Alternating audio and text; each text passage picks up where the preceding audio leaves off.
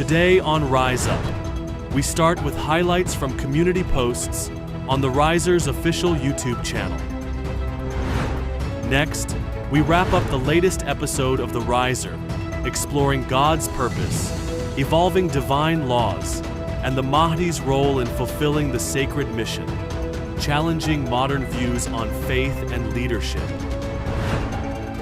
Then, we dive into the comments section to engage with your thoughts on our lecture series, The School of Divine Mysteries. And finally, I Found the Mahdi. We're joined by Brother Arif, who shares his powerful journey into the call. This is Rise Up.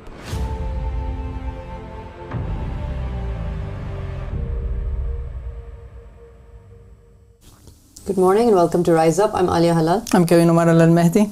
Yeah, today we're going to be jumping into quite a few topics, but something very exciting happened last night, which is that something new was released on the Mahdi Has Appeared YouTube channel. Did you see it, Kevin? I haven't watched it actually. You haven't? Well, I haven't watched it, so I'm gonna be for the first time right here on Rise Up. That's yes. Great. It is a new edited kind of maybe it's like you could call it a teaser, you could call it the trailer to something, but it's a very fascinating I don't want to spoil it for you, actually. It's so beautifully done, and it's really exciting because it takes you all the way back to the beginning of the story.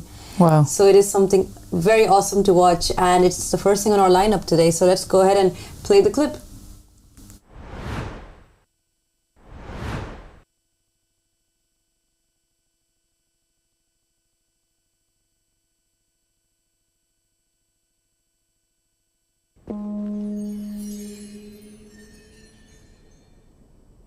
I am Gabriel.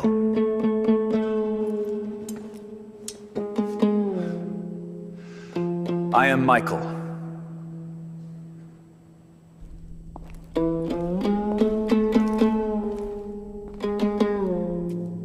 I am Raphael.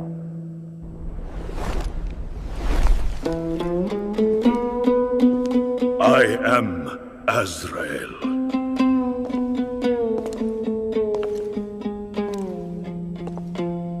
I am Azazel.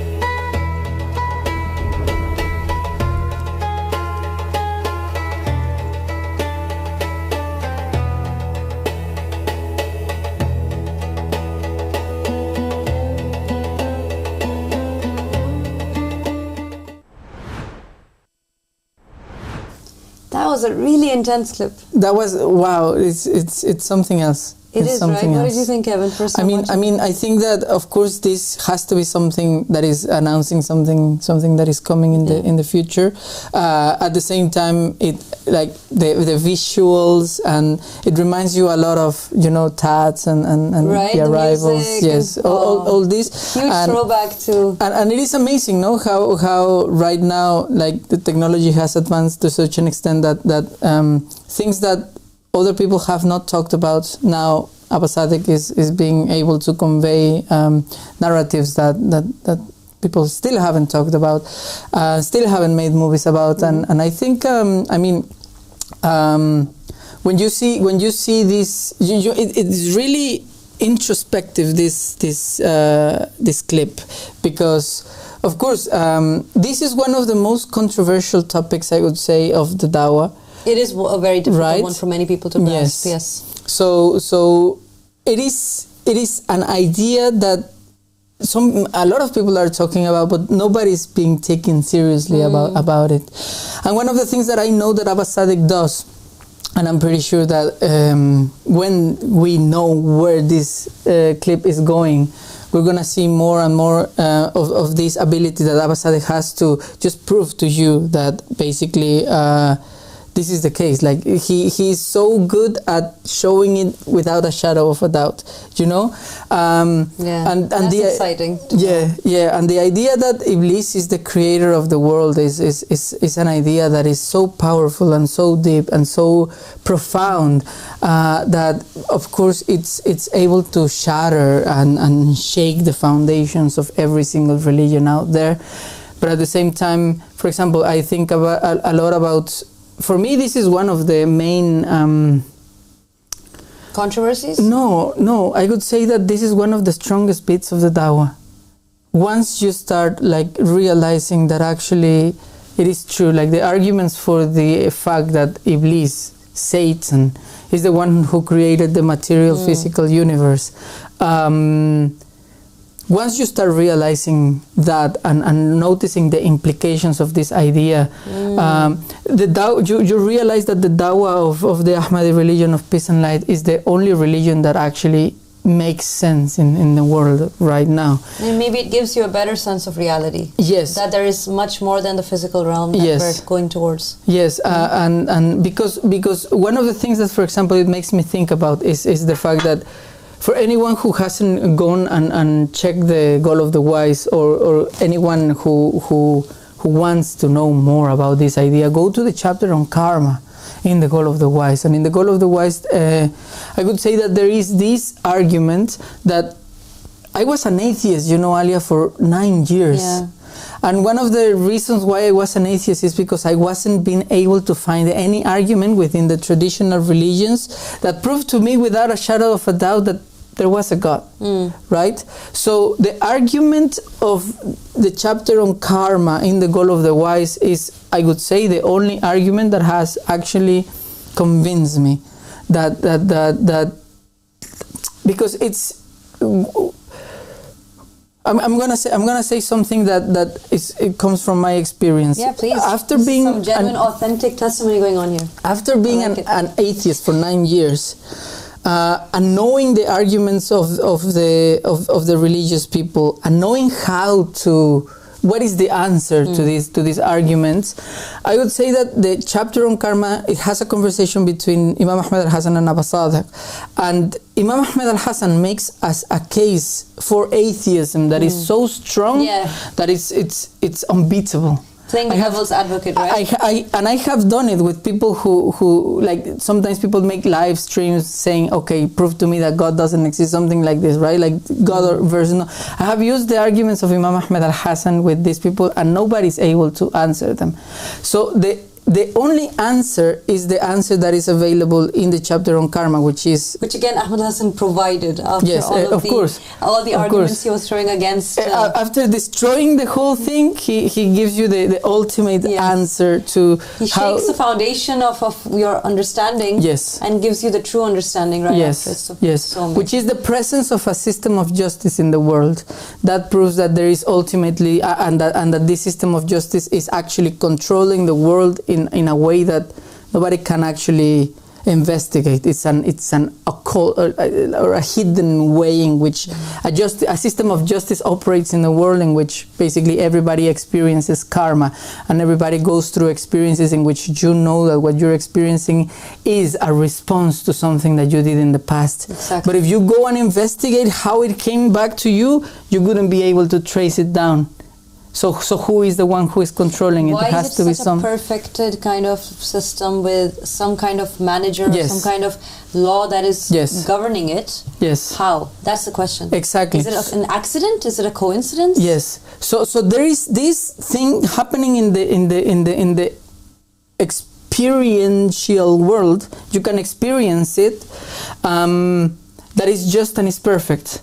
You know, like it just gives you whatever you put And it's in. undeniable. It's undeniable. No one can deny Nobody. that Exactly. natural innate Exactly. instinct to recognize that karmic kind of justice going Yes. on, right? And everybody also, by the way, has a natural tendency of, because they see this, to respect it. And to desire obey it. And to want it. We Yes. want to see justice. Yes. We want to see that Yes. everything is fair. It's like Yes. a human instinct that we have. Yes. So this is the argument for the existence of God. But the issue is that before giving this answer, Imam Ahmed al-Hassan basically breaks down one of the biggest arguments for the existence of God that traditional religions give, which is, well, the nature of the universe proves to you that there is a creator, right? It's observable that there is somebody who is creating this. Okay. And many scientists, as Abbasadeh has said in one of his latest videos, right? He has Yes. said that they have seen codes that are only present when there is a programming behind. Of course. Right? They're so people, complex, they're so Yes. perfect, they're so intrinsic. But the issue is, Imam Ahmed al-Hassan goes and says, okay, but the universe that is present, or the creation that is present, has mistakes. So this is the big issue. And when I was reflecting upon this, I was saying, okay, so most of the religious systems and even New Age religions, they are claiming that actually creation is perfect. Right? Most of the people are claiming that creation is perfect, and that, for example, hurricanes, when they hit a place or something, or destroy a house, like this is just your feelings, being hurt because of the way things are. But actually it is perfect, and there is systems in nature that regulate, the climate and allow for life to exist and all this stuff, right? But I was thinking, okay, but it is true though that there is imperfections that nobody can deny in the universe. Like, for example, the mind. The human mind That's makes true. mistakes. It does. Okay? So Tried and tested. Of course. But some people would say, yeah, but let's go, if you go to Christianity, yeah, human beings, they are kind of a different creation because they are being on a test. The world is perfect, humans are not perfect. Okay, maybe they are, you could say that. Right? Yes. But the issue is the animal minds also make mistakes. And I was thinking that there's a funny example that I can give you. Like, there's these videos of cats trying to jump from one place to another place and failing. This is an example of the mind of the cat calculating what would it take for him to go from point A to point B and failing, miscalculating it. It's your way of confessing that you watch cat videos. So this in itself proves to you that the minds of animals, and there's many videos of animals making mistakes. Yeah, they're still trying miscalculating. things out, The lion, when he goes and tries to grasp some animal and they escape, this is a mistake, right? So the minds of the creatures make mistakes. Right. So even those creatures who are not upon a test, they're still making mistakes. So there are mistakes. There are things. The mind is a creation that is created for a creation for another creature to be able to calculate things and go to outcomes. And it is not perfect. It is not perfect. So the issue is that if there is imperfection in the world, how can you say that the creator is perfect? It's not logical. Would a perfect creator create an imperfect creation? And then some people say, yeah, but God wanted this to be like this. And you go like, okay, wait a second. But here's the evidence for that. People say that because he wanted to test us, for example. But wait a second. The issue is that when a cat jumps from a place to point A to point B, it's deeper than that, because there is these videos of cats trying to jump from place to place, failing and falling to their death. That's really sad. Right? Mistakes in the creation cause suffering.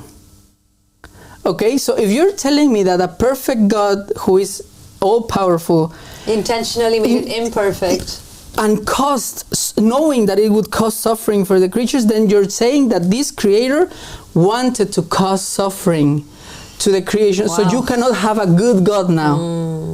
You cannot have a good God if he's perfect, able, all-powerful. It's not a logical equation now. Yes. Right. And he wants to create suffering for his creation, then you cannot argue for his goodness. Right? So now what do we have? We have that if we think that actually, you can see the system of justice, there is a just something that is controlling, and this is working within a universe that is not perfect. So if you think that, okay, so this system of justice comes from the ultimate just and is being played upon an imperfect creation that is created by something else, something that wasn't perfect, something that maybe at the beginning his intention was not to make creation suffer, but because he was not perfect, he's not the ultimate God, he couldn't be able to create a perfect world. Right. So this makes sense. It does make sense. It does make sense. Right, and it's the only thing that makes sense. It's the only way in which you can have a good God and an imperfect creation, right? So for me, this is very deep. This is something that I personally, I think that it really touched you. It really touched me because atheism was like the ultimate blockage disease that I had in my mind, in a sense. It's very difficult when you are so convinced of an idea that is making you struggle with your own humanity. Yes. And you don't want it necessarily, perhaps, and I'm sure you can comment on this, it probably wasn't a very pleasant feeling. No. To think to yourself everything is just happening and there's no one driving this car, there's no man behind the curtain, right? There's just something happening.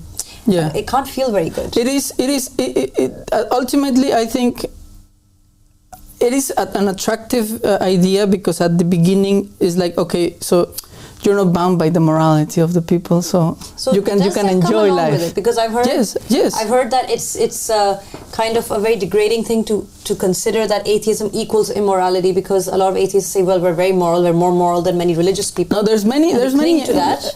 That's true. That's true. But ultimately, because the values come from the idea that there is an ultimate objective reality that is actually moral and that actually wants to make people behave in a certain way, and this ultimate reality is God, right? And this God is the thing that is driving, and there's many atheists who say, look, Christianity and Judaism, they have shaped the laws of Western countries. So ultimately, all these laws trace back, you can trace their origins back to the Bible, and so it is Judeo-Christian morality. So inherently it has to be. Yeah. So once you don't have this idea of binding you, then okay, but at the same time, it's okay to be a good person, but at the same time, there's ultimately no good or bad. It's like the Wild Wild West, like you're just being good on your own terms, and there's no structure to it. Exactly. So it is liberating at the beginning. It is very attractive as an idea. It was for me, at least. But at the same time, is it a lonely feeling? Do you feel lonely thinking to yourself, there's no God? I didn't think too much about that at the beginning. I think it was, again, I think mostly it was liberating at the beginning to know that there is no one observing me, like thinking that there is no one observing me. Like the parents left the house, now you're by yourself. Yeah. So, but at the same time, once you start like going deeper and deeper into this thinking of there's no ultimate objective good or evil, you start losing track of what's important in life and what should you strive for, what should you like, and life becomes a little bit meaningless. So I think that having meaning in life is very important for you to have to not be depressed, basically. A compass that takes you somewhere, like a direction. Yes, and to bear suffering, for example. You will suffer anyways. So you have something to hold on to now that you're suffering. You're not on your own in it, and exactly. And you have a goal. This is why you suffer, right? Because you want to ultimately. I'm sure there's so much to say about. There's a lot. But I think what's so fascinating about what we just saw, like you said, Kevin, it gives you that understanding of reality, which can be difficult to struggle with for many, which is that the ultimate creator is God the Almighty. Yes. But God creates creators. Yes. And therefore the Quran says that the greatest of creators. It means that this is a group of entities. It's not just one person or one entity that's creating. And then you find out that wait a second, Azazel or Azazil or Iblis, as he's known now, could create. And there's a lot of fascinating Gnostic scripture in Islam that points towards the fact that this angel, this very high angel who had incredible knowledge, was creating.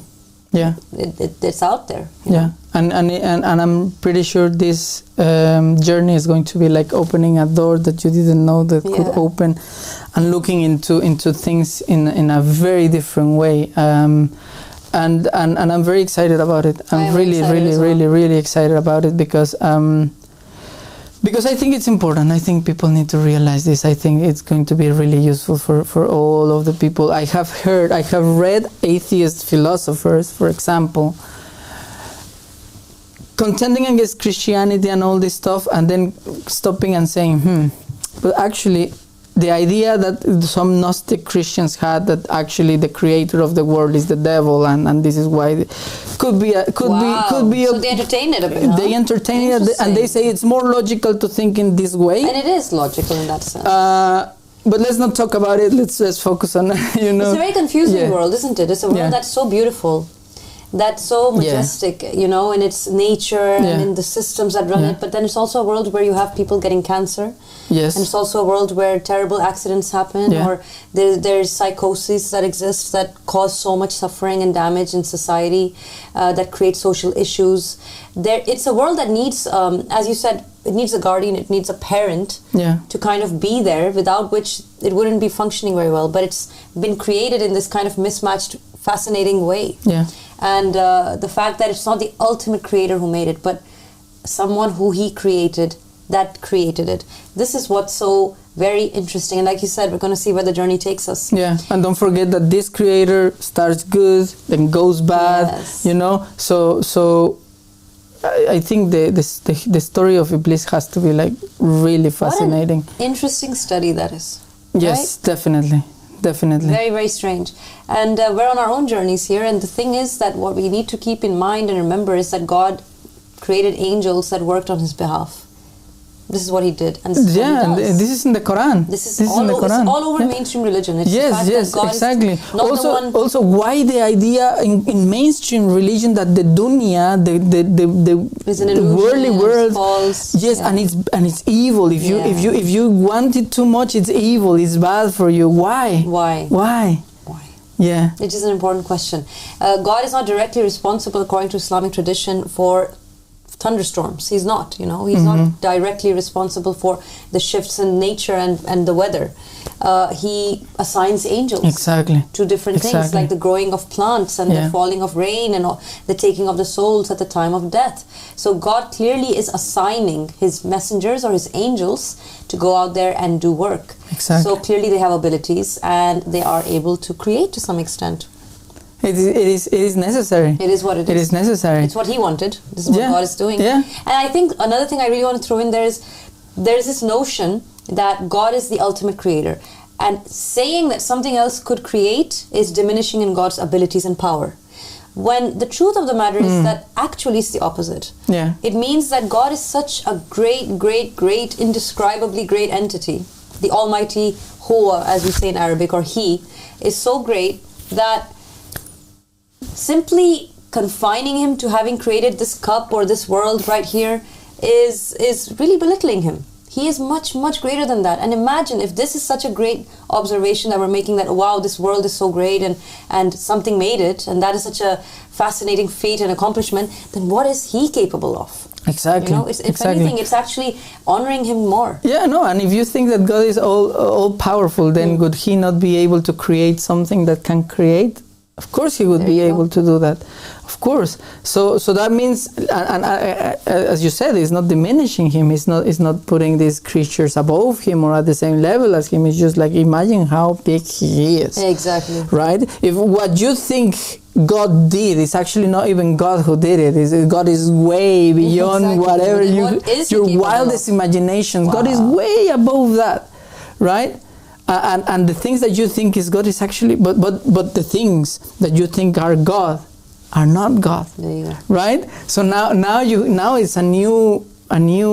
There's many new thoughts that you have to. Spinning a bit. Exactly. Make sure you have your seatbelts on when you watch these videos. Yeah. And hold on tight, because the journey is bumpy and insane. It's a roller coaster, but it is the truth. And the hero's journey is a tricky one.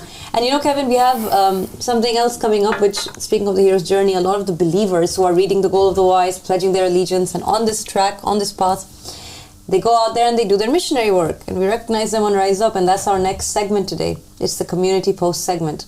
So let's see what our brothers and sisters have been doing in the different countries. Let's see what's up first. Australia.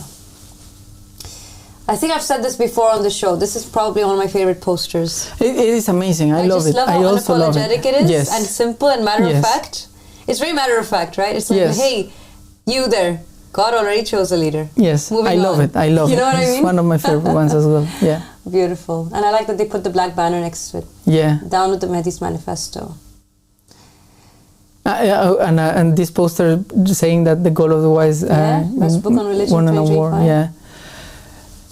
Muhammad and Husseini Mahdi divine just state. How can someone read that and say no? It's just what a concept. It is amazing. It is like, who else is calling you to a mission like this? It's when Abu Sadiq says these things, Croatia.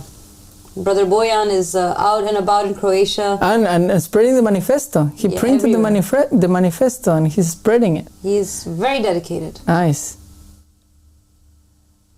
Yes. Yeah. Our brother Jan is, he oversees the Balkans Dawah, and he's very close to Brother Boyan, and yeah, it's a really good team that they have. Spain. Okay. I like that sticker. That's really cool. Yeah. The Mahdi has appeared, huh? Yeah, the Mahdi has appeared. This is England. Now we're in England, back home. Time has come for a new pope. Yes. It is. Yeah, this is also very iconic poster now, I can't right? imagine not knowing about this call, and you're walking and you see that statement. I'd be like, what is happening? Yes. What? Who is that? I'd want to know. Of course. No, the believers are being really creative and really, and I, as you said, I love how bold these statements that they are pasting are. They're so unapologetic. Yes. That's the thing. When there's a reason why the believers are like that, right? It's because the Imam is like that. The Imam is so clear and eloquent in his explanation of reality, in his stances, in his principles, in his creed.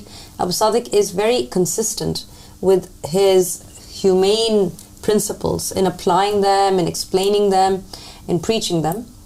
And with so many people who have witnessed him and seen him and spoken to him and met with him, believers and disbelievers, they have said the same thing, which is that this is a man who practices what he preaches.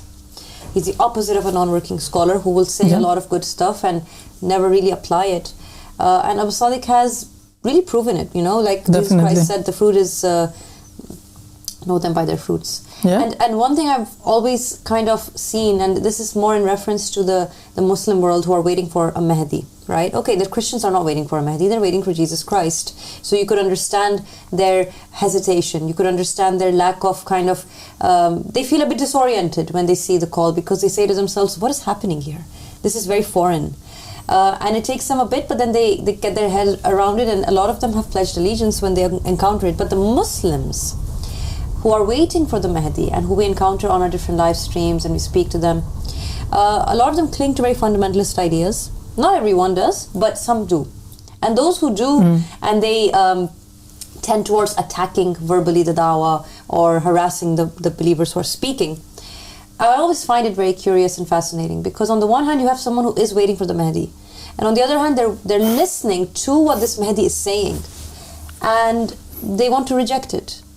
But then the question I have is, what kind of Mahdi are they expecting? Because if he's not meant to be this humane, if he's not meant to be this pious, this righteous, this progressive, this unapologetic, this brave, this courageous, if the Mahdi is meant to come and not be that list of attributes that we find in the Rise of Abdullah Hashim Abu Sadiq, then what kind of Mahdi are they hoping for? This is what I do not understand. If Abu Sadiq is not the Mahdi that the world was waiting for, if he's not that Qaim, if he's not from the 12 Mahdis mentioned in the will of Prophet Muhammad, peace be upon him and his family, then who is? Because the fact is that this call is so attractive and beautiful and wholesome and rich in knowledge and in the diversity of the people that are approaching it and everything. Yeah. It is so incredible that I just can't imagine what the alternative could be, you know? Yeah, I mean, I think people don't reflect, like, and this is the Quran tells you to reflect, because if Prophet Muhammad, for example, peace be upon him and his family, he was meant to be sent for the whole mankind. It is obvious and it is natural that he would have a message that actually encompasses all creation, and that he would have something to say not only to the Jews and the Christians, he would have had something to say to the Buddhists and to the Hindus that is other than kafir.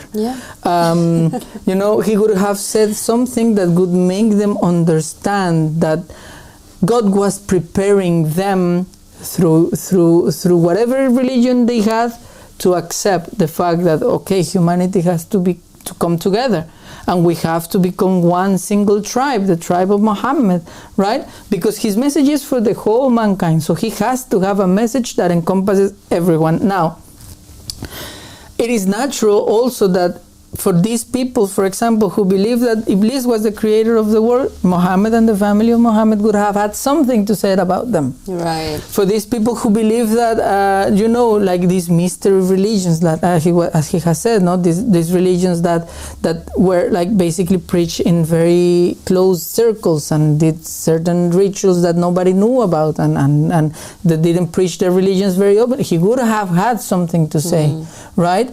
And the message of God would have had to encompass all that, and I think it's obvious that the message for some of these people wouldn't have been just avoid that, just don't do that, just forget about that. When there is actual knowledge that these people were spreading as well. Krishna, he has knowledge, he has, like, Hindus, in the same way that the Muslims nowadays say, oh, look at all these scientific miracles and facts that you can find in the Quran and in the narrations of Prophet Muhammad sallallahu alaihi wa.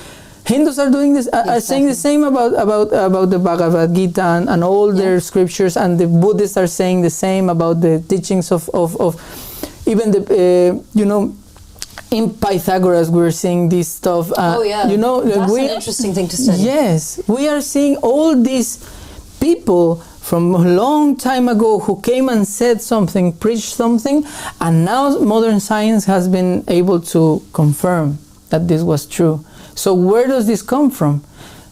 Doesn't it come from the same place that Muhammad got his information, that God confirmed after more than 1,000 years after he came from? Isn't this the same source? And if it's not the same source, what source can it be? Yeah, is there something that is as knowledgeable and powerful as God going in those places? That's the thing. Like, there's something so put together and coherent about the knowledge that Abu Sadiq is very seamlessly putting together. Yes. It is absolutely fascinating, and anyone who's truly looking for truth cannot look at this call and observe the religion and observe the teachings and just disregard it. It is phenomenal. It's unique. If you're looking for the truth, you have to be willing to be surprised and taken aback Shaken a by little bit. yes, definitely. A little bit of being shaken is good for us. Yeah. And Jesus said it. He said the truth is bitter. You know, it's not going to be nice all the time. It's going to sometimes be a little bit strange, a little bit new, a little bit unfamiliar. Yeah. But ultimately, it's that bitter remedy that, subhanAllah, as you go along in the journey, the bitter remedy begins to feel very pleasant and very sweet, because you know the goal. The ultimate goal is the beloved. It's the Lord Himself. Yeah. And the truth will set you free. And the truth will set you free. And that's the thing. We have a beautiful religion, and people around the world are coming to this religion, Kevin. They're coming from everywhere. We had a brother who is originally from Uzbekistan. Can you imagine that? Wow. Can you imagine that? Like, we are talking about the call of the Mahdi. Wow. And there are people from every corner of the earth hearing this call and saying, I need to be there, I need to see this, I need to be a part of this, this is it. This is what I was waiting for. The brother is residing in the United States, and he actually came over to our headquarters. We had the honor of interviewing him. Yes. And we're going to be airing that interview now for the rest of the show. So let's bid our viewers farewell from ourselves right now and enjoy the interview. Thank you for tuning in. Any last words, Kevin? No, just thank you very much, and contemplate and really don't be scared of truth. I like that. I love that. Don't be scared of the truth. God bless you all, and thank you for tuning in. Let's go to the interview.